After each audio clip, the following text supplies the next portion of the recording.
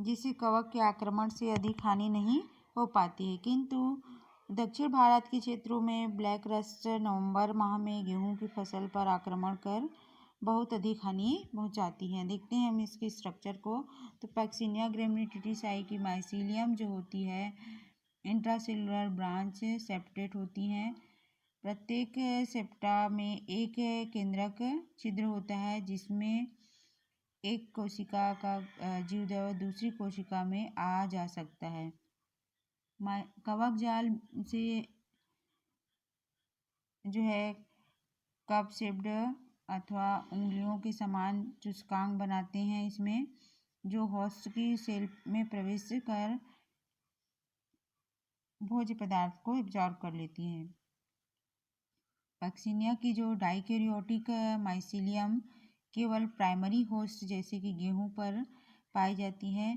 इसके अतिरिक्त जो है मोनोकैरियोटिक माइसीलियम अल्टरनेरिया होस्ट जैसे कि बारबेरी में पाए जाते हैं। द्विकेंद्र की कवक जाल की प्रत्येक कोशिका में दो केंद्रक या एक केंद्र की कवक जाल तंतु में एक केंद्रक होता है। कवक तंतु की प्रत्येक सेल में केंद्रक जो है वैक्यूल्स, गोल्गी बॉडी या ऑयल ड्रॉप भी पाए जाते हैं।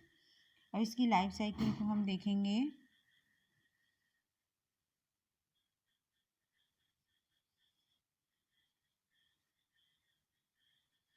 पैक्सिनिया ग्रेमिनिटिडाई के लाइफ साइकिल में इरिडोस्पोर, टेलिडोस्पोर, बेसिडियोस्पोर, पिक्निडियोस्पोर और एसिडियोस्पोर 5 प्रकार के स्पोर्स पाए जाते हैं। पॉलीमॉर्फिक फंजाई कहलाते हैं ये। अपनी लाइफ साइकिल में ये जीवन चक्र इसका लंबा होता है। इसे माइक्रोसाइक्लिक फंगस भी कहते हैं। अपना लाइफ साइकिल ये 2 होस्ट पर पूरा करता है, जिसमें से मोनोकॉट होस्ट गेहूं का पौधा तथा दूसरा डाइकॉट होस्ट बारबेरी का प्लांट्स होता है। अब इसमें देखेंगे जो प्राइमरी परपोसी का उत्पन्न होने वाले बीजाणु जो है यूरिडोस्पोर, जिसमें 2n द्विगुणित होते हैं तथा टेलिडोस्पोर में भी द्विगुणित होते हैं। अब इसमें देखेंगे एकांतर परपोसी पर उत्पन्न बीजाणु है पिक्निडियोस्पोर, हैप्लाइड, एसिडियोस्पोर, डिप्लाइड होते हैं। गेहूं पर पैक्सिनिया ग्रेमिनिस की अवस्था देखेंगे हम स्टेजेस। तो इसमें 2 स्टेज पाई जाती है, यूरिडियल स्टेज एंड टेलिटियल स्टेज। अब देखेंगे बेसिडियोस्पोर में ये किसी भी परपोसी पर विकसित नहीं होते हैं।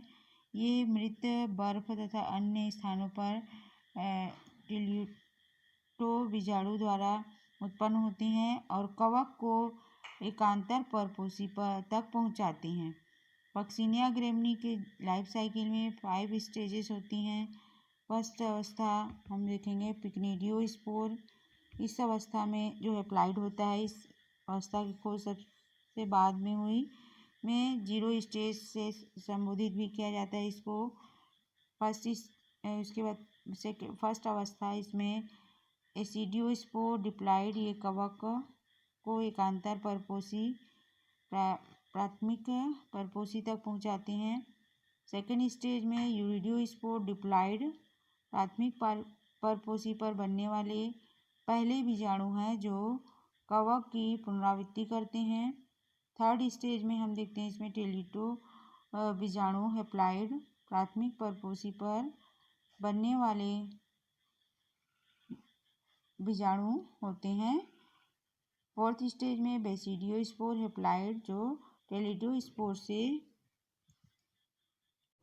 जिससे कवक के आक्रमण से अधिक हानि नहीं हो पाती है। किंतु दक्षिण भारत के क्षेत्रों में ब्लैक रस्ट नवंबर माह में गेहूं की फसल पर आक्रमण कर बहुत अधिक हानि पहुंचाती है। देखते हैं हम इसके स्ट्रक्चर को।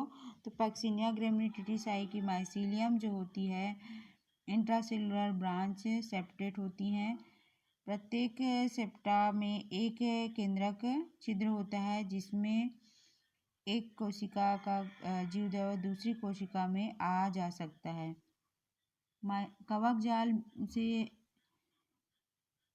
जो है कप शेप्ड अथवा उंगलियों के समान चुस्कांग बनाते हैं इसमें, जो होस्ट की सेल में प्रवेश कर भोज्य पदार्थ को एब्जॉर्ब कर लेती हैं। पक्सिनिया की जो डाइकैरियोटिक माइसीलियम केवल प्राइमरी होस्ट जैसे कि गेहूं पर पाई जाती है। इसके अतिरिक्त जो है मोनोकैरियोटिक माइसीलियम अल्टरनेरिया होस्ट जैसे कि बारबेरी में पाए जाते हैं। द्विकेंद्र की कवक जाल की प्रत्येक कोशिका में 2 केंद्रक या एक केंद्र की कवक जाल तंतु में एक केंद्रक होता है। कवक तंतु की प्रत्येक सेल में केंद्रक जो है वैक्यूल्स, गोल्गी बॉडी या ऑयल ड्रॉप भी पाए जाते हैं। और इसकी लाइफ साइकिल को हम देखेंगे।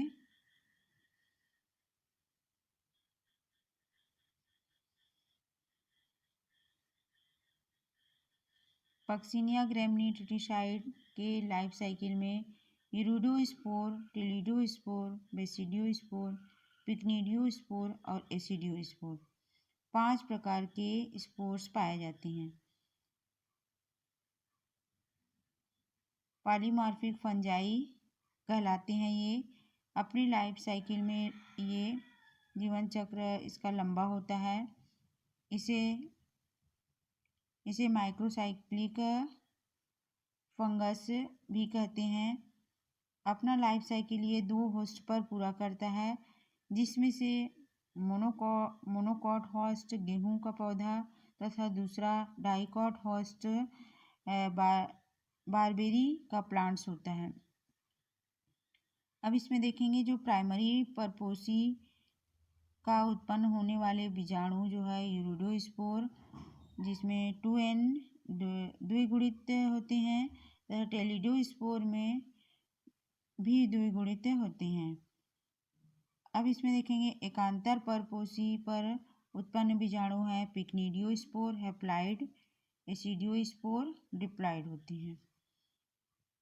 गेहूं पर पक्सिनिया ग्रैमिनीज की अवस्था देखेंगे हम स्टेजेस। तो इसमें 2 स्टेज पाई जाती है, यूरिडियल स्टेज एंड टेलिटियल स्टेज। अब देखेंगे बेसिडियोस्पोर में ये किसी भी परपोसी पर विकसित नहीं होते हैं।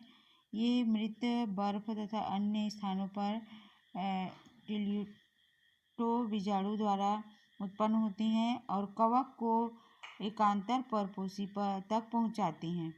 पक्सिनिया ग्रैमिनी के लाइफ साइकिल में 5 स्टेजेस होती हैं। फर्स्ट अवस्था हम देखेंगे पिक्निडियोस्पोर। इस अवस्था में जो हैप्लाइड होता है, इस अवस्था की खोज सबसे बाद में हुई, में 0 स्टेज से संबोधित भी किया जाता है इसको। उसके बाद फर्स्ट अवस्था इसमें एसिडियोस्पोर डिप्लाइड, ये कवक को एकांतर परपोसी प्राथमिक परपोसी तक पहुंचाते हैं। सेकेंड स्टेज में यूरिडियोस्पोर डिप्लाइड प्राथमिक परपोसी पर बनने वाले पहले बीजाणु हैं जो कवक की पुनरावृत्ति करते हैं। थर्ड स्टेज में हम देखते हैं इसमें टेलिटो बीजाणु हैप्लाइड प्राथमिक परपोसी पर बनने वाले बीजाणु होते हैं। फोर्थ स्टेज में बेसिडियोस्पोर हैप्लाइड जो टेलिडोस्पोर से